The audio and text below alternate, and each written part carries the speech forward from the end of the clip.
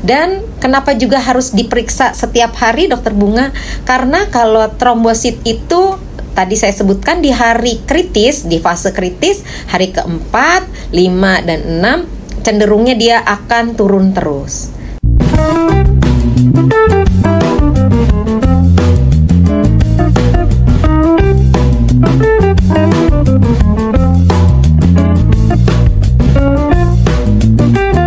Selamat siang sahabat Hermina, kembali lagi di podcast Hermina pada siang hari ini dengan saya Dr. Bunga dan juga dengan dokter anak kebanggaan kita semua, Dr. Desi Lianti, spesialis anak. Selamat siang dokter. Selamat siang Dr. Bunga, selamat siang sahabat Hermina dimanapun berada. Ayah bunda pastinya sehat semuanya ya.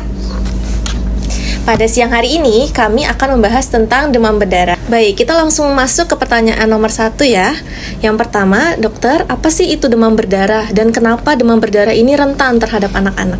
Oke, pertanyaannya keren sekali nih ayah bunda sahabat Hermina dimanapun berada. Karena pastinya di musim penghujan ini banyak sekali yang menderita demam berdarah. Demam berdarah adalah demam tinggi mendadak 2-7 hari, dimana selain demam ada juga keluhannya perdarahan. Yaitu yang pertama bisa juga berupa kulit kita seperti digigit nyamuk, tapi bila diregangkan itu tidak hilang. Atau ada mimisan, atau ada gusi berdarah, atau juga BAB-nya hitam seperti cairan aspal. Jadi ayah bunda harus waspadalah. Tapi yang harus kita ingat keluhan atau warning sign yang berupa KLMNOPR. Apa itu? K, kepalanya pusing. Ya. Hati-hati. Keluhan pertama tuh tadi selain demam. Kemudian L, lemah letih lesu. Nah, lemas anaknya, nggak bertenaga, atau yang biasanya centil, lincah nih kayak dokter Desi tiba-tiba layu, nggak mau makan, lemes, hati-hati.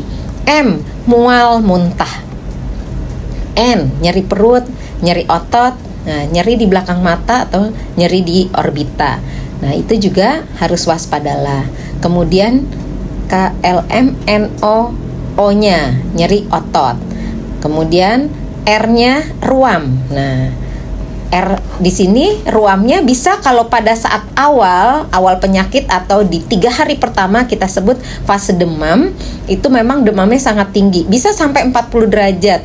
Bisa juga pada anak yang di bawah 5 tahun akan terjadi kejang yang disebabkan oleh demam. Jadi hati-hati nih ayah bunda ya, kalau anak kita sedang demam tinggi tadi di hari awal-awal, yaitu hari pertama sampai hari ketiga tadi, demamnya bisa sangat tinggi. Kemudian P-nya yaitu perdarahan. Tadi sudah disebutkan dari mulai perdarahan di kulit, di hidung atau mimisan, di gusi. Kemudian juga perdarahan di saluran cerna bisa berupa hematemesis, muntahnya muntah darah, atau justru BAB-nya hitam seperti cairan aspal. Dan R-nya tadi kita ketahui bahwa ada ruam merah seperti gabak, tapi lebih tebal lagi dan gatal. Itu justru ruam penyembuhan di hari akhir, yaitu pada fase 6 hari ke atas. Jadi 3 hari pertama adalah fase demam, kemudian hari keempat dan hari kelima sampai hari keenam masih berupa fase kritis. Setelah hari ke-6 yaitu masuk ke hari ke-7 dan selanjutnya sudah kita sebut sebagai fase penyembuhan. Baik, terima kasih untuk dokter Desi tadi untuk penjelasan klinisnya Dok. Untuk selanjutnya dokter, kenapa sih demam berdarah kita harus cek laboratorium? Oke, nah ini juga ayah bunda dan sahabat Hermina harus tahu bahwa kriteria tadi secara klinis demam berdarah ada juga yang satunya yang harus bergandengan, yaitu kriteria laboratorium. Jadi pada anak yang terserang demam berdarah, maka pada 3 hari pertama, kenapa 3 hari pertama? Karena tadi panasnya tinggi mendadak. Pada hari pertama didapati cek laborat itu normal semua.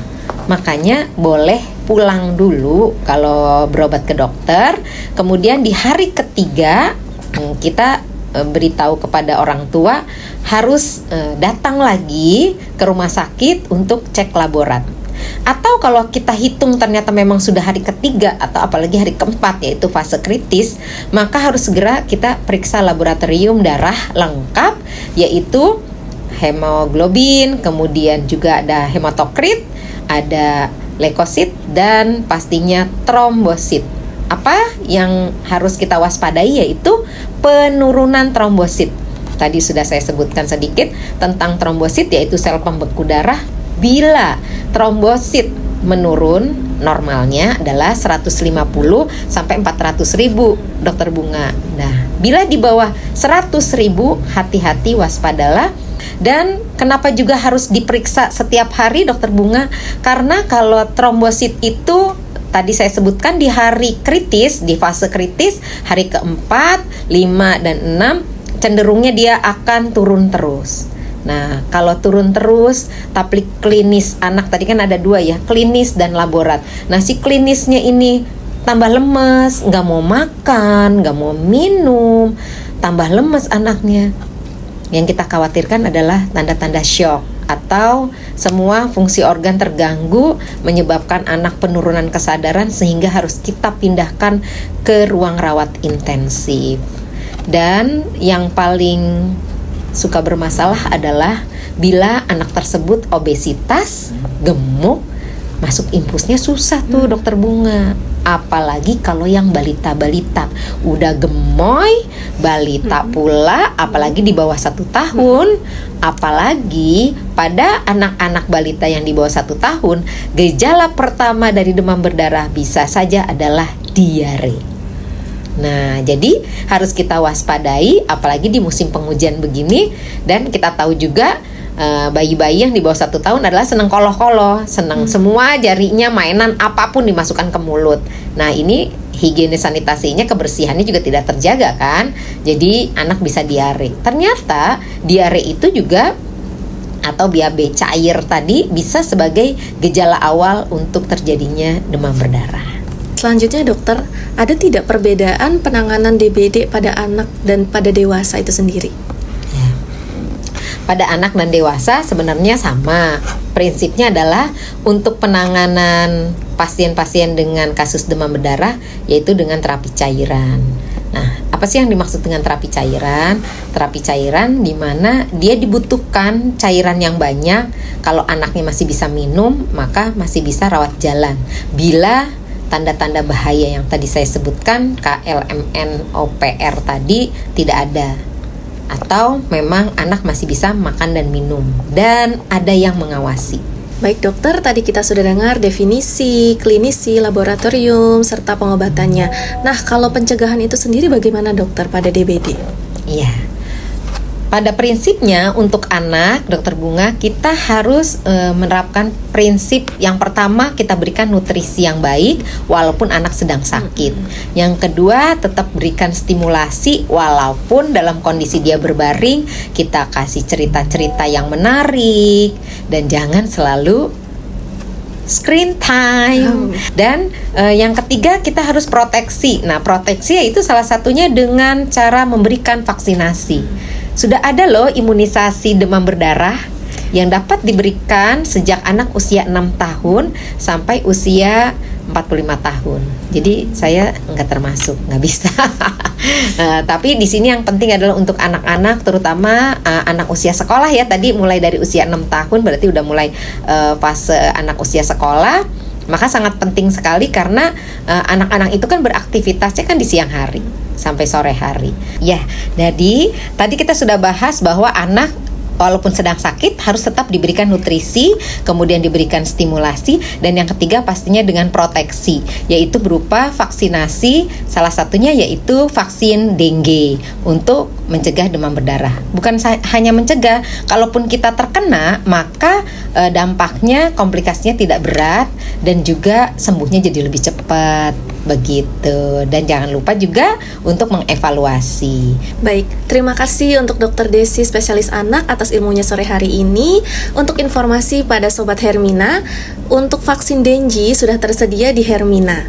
Demikian podcast Hermina pada sore hari ini dengan saya Dr. Bunga dan juga Dr. Desi, spesialis anak. Terima kasih, sampai jumpa lagi Sobat Hermina. Sampai jumpa.